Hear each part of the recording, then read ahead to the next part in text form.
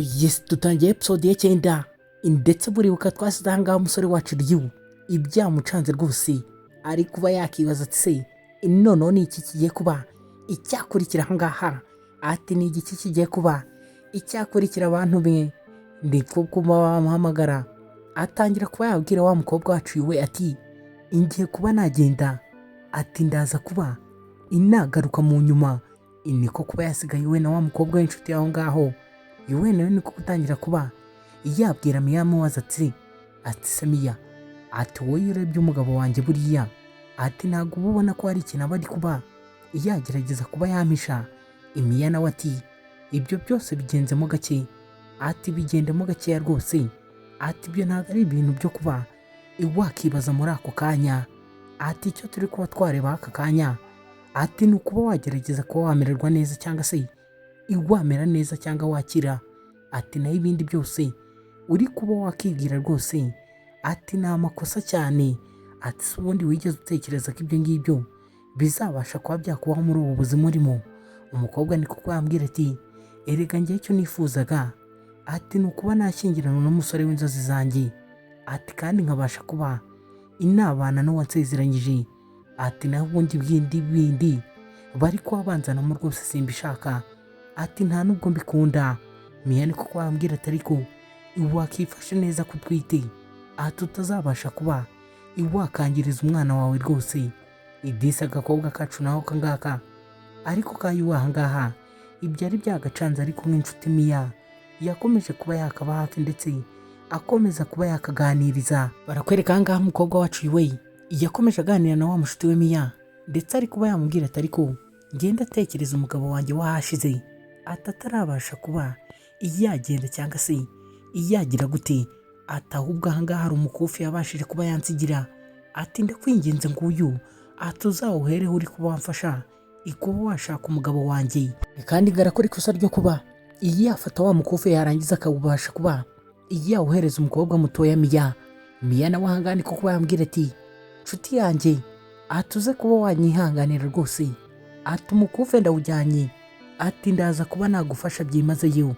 Ikumbe barakwereka umusore wacu nawe yari ari ahangaha adatuje, ari kuba yavuga ati se ibingibi noneho ninza kuba nahura na iwe, ati nzamubwira iki, ati nzamusobanurira iki. Niko kuba yasohoka ahangaha atangira kuba yafata agatelefone ndetse arimo avugana na assistant sa nawe arimo amubaza ati se mabuja amaze iminsi ibiri ataza ahangaha ku kazi, ati waba uzi impamvu ziwe, ati cyangwa waba ufite amakuru y'ahantu yaba aherereye, ati kuko ngiye rwose, ati naramubuze, ati kandi ngo no mu rugo, ati ntago akibasha kuba yagerayo, ati sinzi niba wabasha kuba ufite amakuru yiwe. Ndetse ahangaha nawe assistant sa yakomeje kuba yambwira ati ese wa mukobwa, ati uri gushaka ntabwo uramubona.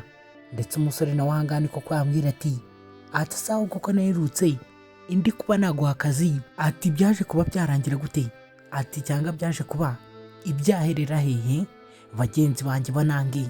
Uyu musore wacu ntiyari mubi ndetse n'umukobwa ntiyari mubi, ahubwo bose nuko bari barabashije kuba batakumvikana cyangwa se batabasha kuba bakibwirana ngo bisobanurirane. Ndetse kuri uyu munsi wa none umusore umukobwa ari kuba yashaka baririrwana ndetse baranararana, ndetse muri iyi minsi dore ko yabashije kuba yanabinombamo cyangwa se yamutera inda. Assistant sa niko kuba yamaze ati se hari ikizibi dufite cyo kuba itwahera aho turi kuba twashaka umukobwa. Umusore niko kuba yagifotora arangije arakimwohereza, aramubwira ati ndatekereza ko ngako kabasha kuba ikagufasha mu gihe uri kuba washaka amakuru y'umukobwa twakundanye imbere, cyangwa se nabashije kuba inasezeranya urukundo. Ese nawe wigeze ugira umuntu usezeranya kuba muzabana cyangwa se kuba uzamutegereza cyangwa akagutegereza, icyangwa uri aho wirirwa wirukanka mu bakobwa. Ndetse mwibuka umukofu amaze kuba yakohereza assistant sa wacu umukobwa wiwe ku ruhande rwe amajije kuba yawuha mushuti wiwe Miya. Ese ibingibi biraza kuba byacura iki, biraza kuba byabyara iki? Uri kuba wareba iyi nkuru uri kubona biri buze kuba ibyarangira gute, amaherezo ari ayahe? Ese buriya assistant sa uri kuba wahiga umukobwa intari buze kuba yahura n'umukobwa wacu mwinshi akaba n'inshuti yacu abashije kuba afite ya shanete icyanga se umusore we intari buze kuba yahura n'umukobwa miya ari we uyambaye ikumbe barakwereka assistant sana we intarya mboga muri ako kanya yahise aza ari kwirukanka no kwa mama w'umusore atangira kuba yamubwira byose amubwira ati rwose umukobwa ati umusore wamaze kumbwira ko ameze neza ati ko ikibazo yagize ari gitoya ari icyo ko umwana atameze neza ari ku bitaro ati naho ubundi ntiwongere kuba igwahangayika rwose. Ikumbe assistant su akimara kuba yakoze madame izo nkuru mama w'umusore runi ko kuba iyo atangira kuba yahaguruka atangira kuba yamubwira ati ese kubera iki ngibi byabashije kuba ibyagira ahangaha cyangwa se ibyafatiye intera imeze gutya ati muratekereza ibintu bimeze gutyo byaba mugakomeza mukaba imwabyihererana ati kubera iki ariko abana bo muri iyi minsi rwose nta kinyabupfura mu kigira cyangwa se nta bwenge mugishyira mu bintu. Kumva assistant su yakomezaga avuga ati oya madamu mama w'umusore niko kwambwira ati twita tugiye ku bitaro vuba. Kumbe barakwereka ahangaha nyiragasazi wacu we no kurya ibiryo byo mu nganda ahangaha yari ari kwirira za fresh fries cyangwa se ya mafiriti amwe yo mu nganda rwose. Kandi mwibuke neza ibi ngibi ari kuba yakoresha cyangwa se yakonsoma ibari babimubujije. Ikumbe kugira ahangaha assistant su yaramubonye aza yiruka amubwira ati ese wowe sinabashije kuba inakubuza niko gutangira kwihisha. Kumba assistant su yaje amworosora kumba agakobwa rwose kari kisasiye ibiryo byinshi byo mu nganda. Assistant su niko kwambwira ati erega nawe uzankoresha amakosa atuzanyirukanisha rwose ati sinabashije kuba inakubuza gukonsoma ibyo biryo atari ko reba n'ubu ngubu turacyabikomeza rwose. Agakobwa kacu karangana niko kuba kambwira ati nawe jya reka nirire. Umugore niko kwambwira ati ese wa mukobwa we ntabwo uzi kutwite. Agakobwa niko gutangira kuba kakibwira mu mutima ati se noneho uyu mugore ataje kuba yakora icyangaha akati ko n'ubundi mbizi neza katishimiye ko mbyara uyu mwana. Ikumbi cyo katari kazi neza uyu mumu wari uri ahangaha yari we mubyara wa musore wagasezeranyije kuba azakagira akagore mu gihe bazaba bakuze. Ikatangiye kwa kambwira ati erega njye ntago ntwite.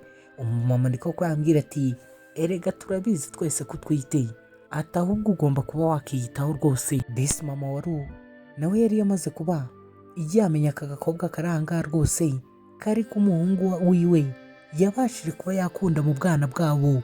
Ariko bose icyo batari bazi ntago bari bakabashije kuba ibabimenya cyangwa se ibabyakira, ndetse bigaragare ko yari yiteguye kuba yakita kuba wakita nk'umwuzukuru we kuva yakijya mu nda cyangwa se kugeza igihe azavukira. Ariko agakobwa ahangaha ko ni kari kubasha kuba ibyo bintu kabyiyumvisha ukuntu rwose umuntu ari kuza ahangaha ku bitaro akereka impuhwe nk'akitayeho cyangwa se yitaye ku mwana. Ariko ibyo katari kazi uyu nguyu yari mabukwe rwose. Ndetse ahangaha mabukwe niko kuba yabwira Setsu ati genda ubashe kuba igwazana agasosi ke nk'uko rwose ati niko uyu mukobwa agiye kuba yakonsoma muri aya masaha ati dore ko hanakonje. Assistant su nawe niko kuba yavuga ati yego rwose mabuja ati ngomba kuba nabikora nk'uko utegetse. Assistant su niko kuba yasohoka aho ngaho ndetse asigana na mama waru ndetse n'umukobwa ahangaha. Ndetse mama waru yakomezaga yitegereza agakobwa kiwe ahangaha ndetse n'agakobwa kamwitegereza kavuga ati uyu mugore kubera ko nanze kuba inashyingiranwa n'umusore we atarashaka kuba yanyicira umwana. Ikumbe n'umugore yari ari kuba yatekereza ati ese kubera icyo umuhungu wanjye atabasha kuba yakita kuri uyu mukobwa kandi mbona ari mwiza kandi yaranamusezeranyije ko azabasha kuba yamugira umugore. Kumbe ku mpande zombi bose bari kuba batekereza ibintu bitandukanye ndetse batekereza ibintu bidahuye na gatoya n'ibyo mu buzima busanzwe baba bari kuba batekereza. Agakobwa ahangaha ikatangiye kwakandikira inshuti yako mesaje kavuga ati ese waje ukafasha ko hano hari umugore ushaka kuba iyangirira nabi ngiye n'umwana wanjye uri mu nda ati wakihuse rwose. Ikumbe muri ako kanya twari tugize ngo yari ari kwandikira niwe wari wese wagera. Ikumbe assistant su niwe wari ubashije kuba yagaruka ndetse yaje yihuta abwira mama wari uti dore ka gasosi k'inkoko rwose wantumye, ati ngaka ndakazanye, ati ikindi kandi ati nashyizemo za special ingredients zimwe nziza cyane ndetse zimwe utabasha kuba iwabona ahangaha. Agakobwa kacu niko kuba kavuga ati bigaragare ko uyu musosi babashije kuba ibashyiramo rwose cya kinini cyiza kuba icyarangiza ubuzima bw'umwana wanjye, aterega ntabwo biri buze kuba ibyabakundira, ati reka reka ntihabe habe na gatoya. Igisi kari kagize ngo uyu muguma muri ahangaha iyo yaje kuba yakicira umwana, nibyo kari kubasha kuba ikatekereza. Ireka mbibutse kuba imwadukora subscribe bamwe batarayikora, ndetse mujye no muri comment mubashe kuba imwatubwira uburyo muri kuba mwabona inkuru yacu, nimuza kuba mwayikunda mushobora kuba mwadukandira kuri like ndetse mukadukandira no kuri subscribe, ndetse mwibuke no kuba imwadukora share kuri bagenzi banyu bamwe bikundira inkuru nk'izi ngizi ndetse z'inkoramutima. Barakwereka ahangaha mama waru yatangiye kuba yagaburira umukobwa niko kuba yambwira ati have sigaho, ati rekeraho rwose, ati gabanya. So umukobwa ahangaha yaba agiye kwanga ibiryo bya nyirabukwe, ese ibi ngibi byazavugwa he? Agakobwa niko kuba kambwira ati ese kuba naranze umuhungu wawe cyangwa se naranze kuba nashyingiranwa n'umuhungu wawe, ati ibi byose iyi migambi yose uri kuba wakora, ati n'ikigamije, ati rero ibyo uri kuba waplaninga gukora, ati ntabwo biri buze kuba byakunda. Mama wari niko kuba yambwira ati se wowe kandi ni ibiki bibashije kuba byagufata, ati ubashije kuba wabiki, ati se uratekereza njyewe ndi kuba napanga kuba nagukorera iki, ati ndabizi umwana wanjye ntago akwitaho uko bihagije, ati niyo mpamvu ndi ahangaha, ati wibasha kuba watekereza ibindi rwose. Agakobwa ko rwose kari kagiye kure mu gutekereza nabi, kari kuba katekereza ko uyu mumama uri ahangaha yaje kuba yakagirira nabi. Umumama niko kuba yakabwira ati ahubwo va mu urimo ubasha kuba wakegera ahangaha ubasha kuba iwarya cyangwa se wanywaka agasosi. Ariko umukobwa wacu nawe wari uri ahangaha yari yatsembye rwose, ari kuba yavuga ati uyu mwana nubwo atari umusore cyangwa se atari umugabo nifuza ko yari kuba yaranteye inda, ati ariko nta cyiza nta kibi ngomba kuba inamwifuriza, atagomba kuzavuka kandi akabana na mama wiwe ndetse byashoboka akabana na papa wiwe. Mama niko kuba yabwira umukobwa ati erega gerageza wibasha kuba wakomeza kwitwara gutyo, ati ntabwo ari byiza rwose, ati ndetse nta nubwo biri kuba ibyanshimisha, ati ndetse nakubwiye ngo ngewe ibyo ngibyo ntabwo nabasha kuba inabigiraho ikibazo, ati kuko rwose ndabizi ko umusore wanjye atakwitaho bihagije, ati se ntiwareka mama akabasha kuba yakwitaho muri aka kanya. Ndakwereka ahangaha rwose imama n'umukobwa bakomeje barimo baganira, ndetse umukobwa amubwira ati ese ubundi kubera icyo uri gutinyuka kuba wagerageza kuba wakora ibi ngibi, ati wambwira neza. Edisi nako katangiye kuba kakigira akashano, ndetse katazi ko kari kuba kabwira amagambo yose ari we mabukwe rwose. Mabukwe nawe rwose niko kubagira umukobwa ati ugombe kuba wagerageza kuba wafata ibi ngibi, ati kuko nibyo bigomba kuba ibyakugira ubwo nyawe uri we, ati ntabwo ugomba kuba wabyanga, ati ndetse impamvu ndi kuba naguye isosi, ati iraza kuba yakongerera imbaraga n'ubushobozi, ati kandi ndetse wibuke ko uri umubyeyi nanjye ndi umubyeyi. Niko kuba yakongera kumwegereza. Agakobwa karamubwira ati ariko Mrs. Lu, ati ibi ngibi wabiretse, ati wabyihoreye ko atari byiza rwose, ati nabikubwiye, ati ngewe rwose meze neza, ati ahubwo ikindi, ati ndumva nshaka kuba nasohoka rwose nkigira hanze nkajya kuba nakota akazuba da, ati nawe ubundi umuryango wa baru, ati ngewe nawe ntabwo tumeranye neza, ati nubwo mbatwitiye. Mrs. Lu niko kwambwira ati ibyo byose uri kuba wakigira wa mukobwa we, ati urabizi neza ko ari amakosa, ati ndetse urabizi neza ko atari na byiza ku buzima bw'umwana, ati rero kubera icyo uri kuba wakibwira ko ari byiza uri gukora cyangwa se uri gukora neza, ati kandi uri kwibeshya, ati se wari ubizi ko ibyo uri kuba wakora bitari kuba byanezeza. Agakobwa mu mutima kati se uyu mugore ariko ubundi atashakaho iki njye n'umwana wanjye, ati nshakaho iki, ati kubufasha yari ari kumpa, ati njye ntari kubasha kuba nabwishimira, ati njye igihe namubwiriye ko nashaka kuba inakonsoma ziriya sosi ziwe, ati ntabwo ari kubasha kuba yanyumva. Umukobwa niko kwabwira mama w'umusore ati berega madamu, ati nakubwiye ngo meze neza, ati ahubwo ndatekereza njye ngomba kuba inabasiga amazi rwose nkajya kuba inafata akayaga hanze. Mama w'umusore niko kwambwira ati ndakwinginze nyabuneka, ati fata kuri uyu musosi rwose, ati uraza kumva umeze neza kandi uraza gusinzira neza.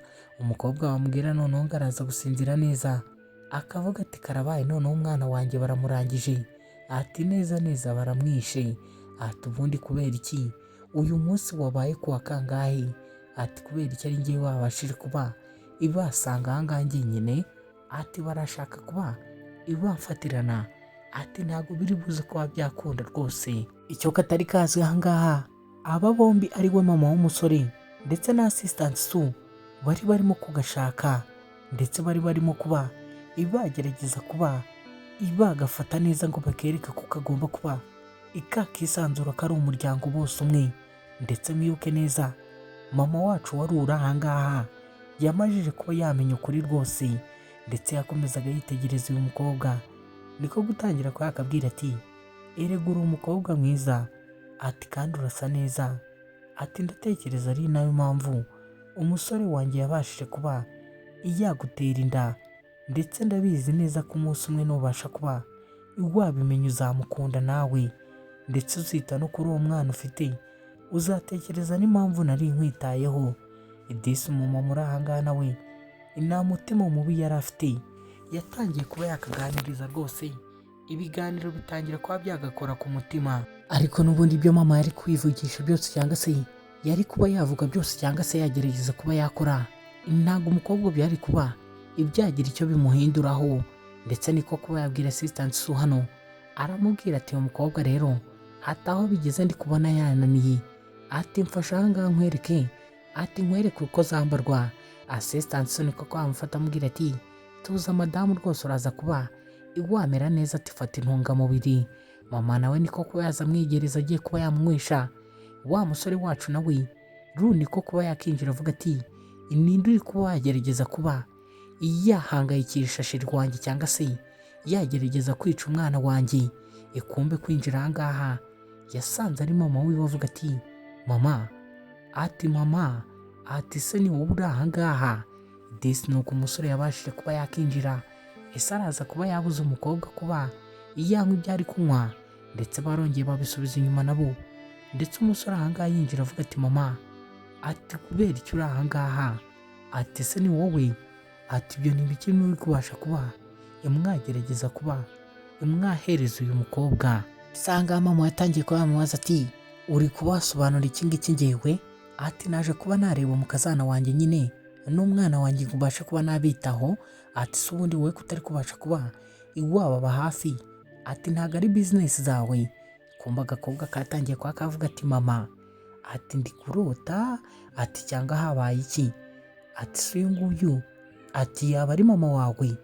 Yatangiye kuba yabaza umusore, ese noneho umusore araza kuba yasobanurira icyo umwana w'umukobwa ahangaha. Niko kuba yahindukira areba mama wiwe, ndetse na mama wiwe utajya urya imboga niko kuba yamwitegereza. Umusore arangije aravuga ati kera kabaye, ati uyu munsi ndafashwe, ati ndaza kuba nafatwa. Umumama nawe niko kuba yakitegereza umukobwa, aravuga ati ubundi kubera icyo aba bantu babana wagira ngo ntibaziranye. Niko gutangira kuba yababaza ati se ukwezi gushize mwebwe, ati ntimwabashije kuba mwakora mariage, ati gute mwebwe babiri mwaba mubana mutaziranye. Ikumbe mbi icyo mama atarazi, umusore yari yishakira kuzabana n'umukobwa yasezeranyije ko azamugira umugore ari we yuwe. Ibyo atarazi kumbe yuwe bari bamaze igihe babana, ndetse kugeza no kuri uyu munsi wa none ntibarabasha kuba ibasobanukirwa rwose. Ndetse ahangaha ariko mama ibyo ari byo byose ibara ari buze kuba yadukorera ntawe uri buze kuba yaricika. Umusore intekerezo ziwe zatangiye kuba zajya kure, avuga ati se ubu ngubu noneho, ati umukobwa uri ahangaha agiye kubasha kuba yamenya uwundi we. Kumbe ka nyiramwiza kaca aho ngaho ko ikatangiye kwa kakivugisha mu ntamatama kavuga ati erega sinigeze ntekereza ko wari umuhungu wawe, ati iyo mbimenya nari kukuza kuba nafashe ibyo wari uri kungaburira cyangwa se iwe washakaga kuma. Mama niko gutangira kwikanga. Agakobwa kavuga ati erega ibyo birungo byanyu mwabashije kuba mwashyiramo, ati ndetse na ya miti yanyu cyangwa se za ingredients speciale, ati ntago nabashije kuba inazishimira. Mama niko kwambwira ati oh my god, ati se watekereje ko njye na assistant turi aha ngaha, ati twaje kuba twaguha ibinini bikuramo iyo nda yawe. Kumva agakobwa nako kari kubyumva. Mama amubwira ati erega ati aka gasosi twabashije kuba twagutumiriza, ati ni ko abantu bawe bafite imbaraga nkeya bakoresha kugira ngo babashe kuba bagarura ubuyanja. Ati ntago natekerezaga ko buriya watekereje ko twashyizemo ikinini kiza kuba cyakuramo umwana wawe. Agakobwa niko kuba ikabyumva karangije karisekera. Icyo katari kazi kari kuba ikaseka nyirabukwe wako. Agakobwa ahangaha disi intacyo yari bikabwiye ndetse nta n'umutima mubi kari gafite. Ahangaha hari hasigaye kuba umusore yakisobanura rwose akabasha kuba yavuga byose biri kuba byajya mbere, niba atarigeze abwiza umukobwa ukuri cyangwa se abasha kuba yamuha ukuri. Mama niko gutangira kwambwira ati ukambwira ukuntu ubana n'umwana mu nzu rero cyangwa se n'umukobwa ungana gutya wowe nawe mutaziranye, ndetse bikagera naho ubasha kuba wamutera inda. Ariko disi mama wahangaha byari byabashije kuba ibyamushimisha ndetse cyane, ndetse avuga ati bwose umwana wanjye azabaho yishimye namenya ko umuntu bari kumwe cyangwa se uwo yabashije kuba yatera inda ari nawe yasezeranyije ko nawe bazabana. Ndetse ahangaha mama yatangiye kubabwira ati guhera uyu munsi mugomba kuba imwakita kuri uriya mwuzukuru wanjye, ati sinshaka ko azabyara umwana mubi, ati uri kuba wanyumva neza. Ariko bigaragare ko mama ibyo yari ari gukora byose yashaka kuba yababwira ko we nawe n'uwe n'umusore cyangwa se umukobwa n'umusore bari aha ngaha babashije kuba baziranye.